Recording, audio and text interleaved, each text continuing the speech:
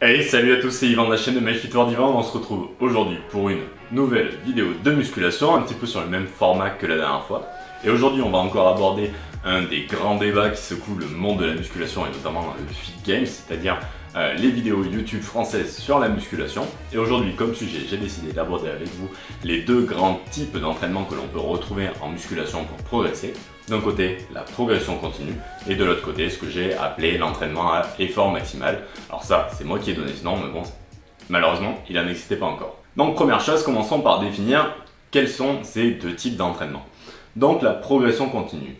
Le principe de ce type d'entraînement est de se focaliser uniquement et en priorité sur progresser au long terme. Chaque entraînement doit être réalisé dans le but de progresser. Pour ça, ça s'attache à un principe de base qui dit que si on progresse à l'entraînement sur ces séries, eh bien on progresse au niveau de son physique, au niveau de ses muscles. Comment ça fonctionne? En musculation, vous le savez, il existe plein de facteurs qui vont intervenir sur la progression. Donc on a le nombre d'entraînements par semaine, le nombre d'exercices réalisés, le nombre de séries, le nombre de répétitions, la charge, le temps sous tension, bref, il existe vraiment une multitude de facteurs.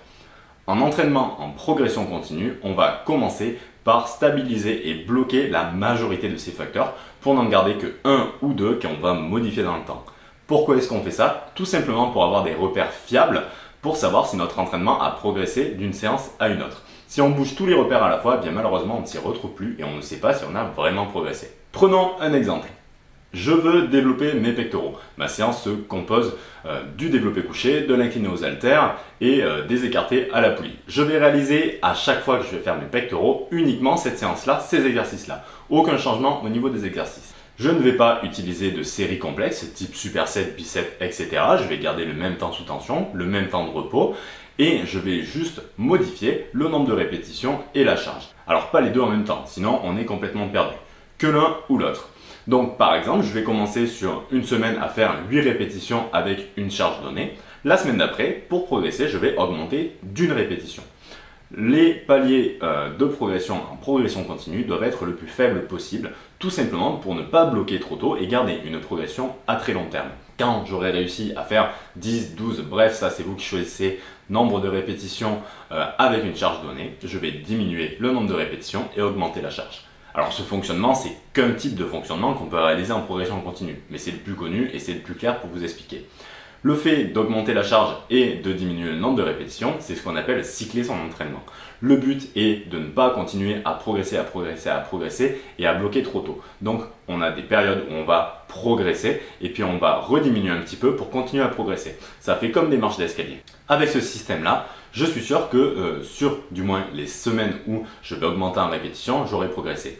Ensuite, lorsque je vais augmenter en charge, et bien comme je vais reprogresser ensuite sur le nombre de répétitions, et bien en comparant ce qu'on a fait par exemple il y a 3 ou 4 semaines avec ce qu'on a fait il y a 3 ou 4 semaines après, si j'ai réussi à faire le même nombre de répétitions avec une charge plus élevée, et bien j'ai progressé et donc en théorie mon physique a suivi. Maintenant, voyons pour l'entraînement que j'ai appelé un effort maximal. Alors là, malheureusement, il n'y avait pas de nom déjà disponible, donc j'ai dû en trouver un petit peu en urgence, j'espère qu'il vous conviendra.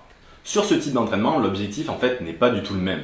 Et c'est d'ailleurs un petit peu la cause du débat, c'est une incompréhension sur l'utilité de ce type d'entraînement. Donc l'entraînement en effort maximal, son objectif n'est pas cette fois d'assurer une progression sur le long terme, l'objectif est d'essayer d'être dans le type d'entraînement qui va nous faire progresser le plus rapidement possible et le mieux possible. C'est à ça que ça s'attache. Et pour ça, ça repose sur une théorie qui dit que plus on va se donner à fond à la séance, plus on va aller loin dans sa séance, plus eh bien, on devrait entraîner des dégâts sur nos cellules musculaires et plus on devrait entraîner une récupération et une surcompensation, c'est la base de la musculation, et donc une augmentation du volume musculaire. Donc pour ça, contrairement à la progression continue, eh bien on ne va pas fixer tous les facteurs. Au contraire, on va même en récupérer d'autres, des facteurs qui ont été prouvés au niveau de la science comme permettant une meilleure production de masse musculaire. Typiquement, on va jouer sur les tempos, on va jouer sur les séries complexes, on va jouer sur plein d'autres facteurs et au final, le but va être de se donner au maximum sur une série. Là, bien sûr, on va chercher à progresser en charge, mais ce n'est pas du tout la finalité. Donc, on va beaucoup moins s'attacher à regarder si on a une progression au niveau de ses entraînements. De toute façon, en multipliant les facteurs, c'est bien trop compliqué d'évaluer tout ça. Donc de temps en temps, on regardera ce qu'on faisait avant et on regarde si on a progressé. L'important de toute façon, c'est que le physique progresse et qu'il progresse vite. Voyons maintenant les avantages et les inconvénients de ces deux types d'entraînement. Parce que oui, bien sûr, il y en a et pour les deux. Donc pour la progression continue, le premier avantage, il vient lui-même du titre et du principe même, c'est qu'on est sûr d'avoir progressé et de progresser pendant une période suffisamment longue. Donc ça, c'est l'objectif. Mais il ne faut pas se leurrer. Une progression continue toujours sur le même rythme, ça, ce n'est qu'une utopie. Et au bout d'un moment, la progression va diminuer jusqu'à être quasiment nulle. C'est dans ces moments-là qu'on va commencer à cycler son entraînement. Et cycler autrement que la façon dont je vous l'ai expliqué plus tôt, par exemple en faisant des périodes avec un travail sur la force ou en ciblant certains exercices en priorité. Bref, il y a plein de façons de cycler son entraînement et c'est un remède pour continuer à avoir une progression continue à beaucoup plus long terme. Un autre avantage de la progression continue, c'est que en théorie, c'est censé limiter les blessures. Alors pourquoi est-ce que je dis ça? Tout simplement parce que ça va permettre de se limiter sur son entraînement et donc d'avoir moins de risques de se situer sur une zone rouge, une zone où on aurait accumulé beaucoup trop de fatigue avec nos entraînements, ou une zone où on commencerait à trop dégrader nos exercices et donc à se blesser. Mais là, par contre, il y a quand même une petite réflexion à avoir sur le sujet. Le problème de la progression continue, c'est qu'on cherche absolument à progresser d'une séance à une autre. Donc, typiquement en fin de cycle ou sur une période où la progression se fait beaucoup plus compliquée, on va avoir tendance de toute façon à dégrader ses exécutions, à trop se donner à l'entraînement pour pouvoir ajouter cette fameuse répétition ou cette fameuse charge additionnelle. Et donc, on va dans ces périodes-là, augmenter nos risques de se blesser. C'est à ce moment-là où il faut être lucide, savoir reconnaître qu'on est allé beaucoup trop loin dans sa progression et qu'il est peut-être temps de rediminuer un petit peu pour relancer sa progression. Et enfin, dernier avantage de la progression continue et qui va aussi influer sur cette progression à long terme, c'est qu'on a moins de risques de se cramer nerveusement. Qu'est-ce que ça signifie se cramer nerveusement? Il faut savoir que lors de l'effort, il n'y a pas que les muscles qui rentrent en jeu, il y a aussi le système nerveux. Et le système nerveux, malheureusement, il a tendance à pouvoir s'épuiser assez facilement si on s'entraîne beaucoup trop dur et beaucoup trop fort. Donc en limitant notre progression, en limitant ce qu'on doit faire sur notre séance, par exemple aujourd'hui je suis très en forme, j'aurais bien envie de faire 10 répétitions à mon développé couché alors que j'en faisais 8 la semaine d'avant, et bien pour conserver cette progression continue, je vais me limiter, je vais en faire que 9. Et donc je vais avoir moins de risques de me cramer nerveusement en allant trop loin sur mes séries et ainsi en bousillant toute ma progression. Donc la progression continue permet de limiter ce risque de survenue de se cramer nerveusement. Mais encore une fois, il faut être honnête. En fin de cycle, lorsque la progression va s'amenuiser, tout comme le risque de se blesser, et bien là aussi le risque de se cramer va commencer à apparaître. C'est aussi dans ces moments-là qu'il faudra savoir reconnaître qu'on est trop loin dans l'effort, qu'il va falloir rediminuer pour relancer notre progression et laisser au système nerveux le temps de se reposer. Voyons maintenant pour l'entraînement à effort maximal. Et bien là, c'est le principe même de ce type d'entraînement, c'est avoir le plus de chances de progresser le plus rapidement et le mieux possible, du moins à moyen terme. En effet, avec la progression continue, comme on se limite sur sa progression, eh bien on a beaucoup plus de chances de ne pas être de toute façon sur la courbe qui serait la plus rapide possible pour progresser. Et bien avec l'entraînement à effort maximal, eh bien on a plus de chances de s'y retrouver. Par contre, et là aussi ça vient du principe même, on a aussi beaucoup plus de chances de se retrouver sur des entraînements qui vont nous apporter une progression moins sûre et moins certaine et aussi moins efficace que la progression continue.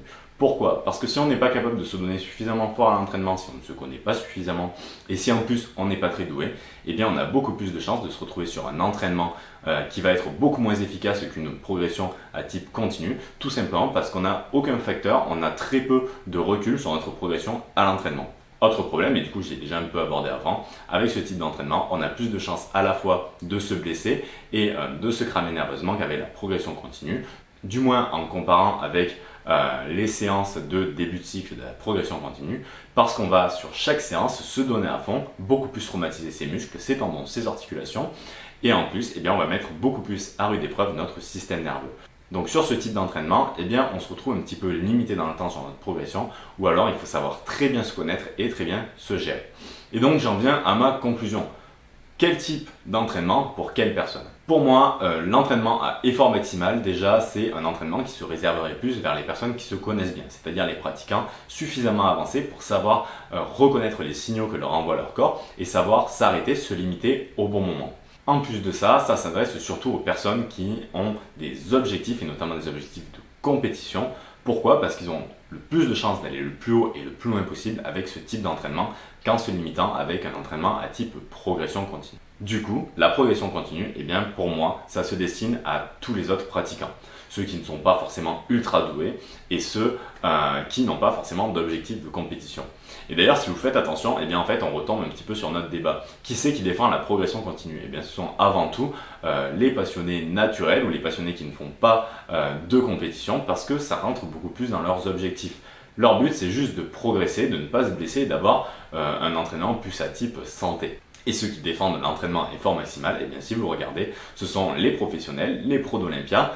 Pour eux, de toute façon, c'est logique et qui se donnent à fond à l'entraînement. Et en plus, si on fait attention, ce sont des personnes douées. Donc, qui répondent beaucoup mieux à l'entraînement, qui récupèrent plus vite et qui ont moins de chances de se blesser. Donc, tout ceci, c'est plus ou moins logique. Et en fait, je pense pas qu'il y ait sincèrement un type d'entraînement qui soit mieux que l'autre. Il faut juste savoir à qui c'est adapté. C'est l'avis subjectif que je vous ai donné sur cette question. Je vous ai dit pour qui je pense que tel type d'entraînement est le plus adapté. J'espère que ça va vous aider à y voir plus clair sur ce débat-là. N'hésitez pas à mettre un pouce bleu si vous avez aimé cette vidéo, à me laisser un petit commentaire, voire à débattre en commentaire si vous en avez envie. Et n'oubliez pas non plus de vous abonner pour ne pas louper les prochaines vidéos de la chaîne MyFitForDivan.